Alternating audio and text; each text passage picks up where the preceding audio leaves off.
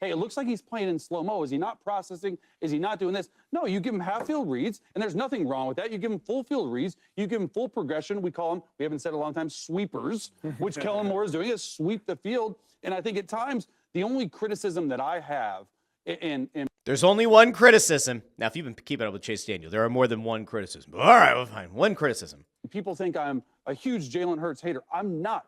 I just want to see him let go of the football in 50-50 ball situations because you have one of, if not the best duos in all of football with Devontae Smith and A.J. Brown. And when you look at the Eagles team on offense, I think they're a superstar team. Like you look at the best offensive line in football, 4 of the 5 were either named All-Pro, Pro Bowl, or both. Like the whole offensive line has something. That is a fair critique. That is a fair, if you want to call it a criticism, I wouldn't, but that is fair to an extent, sure. The offensive line is highly touted. We all know that the Eagles have arguably the best offensive line in football. That's fine.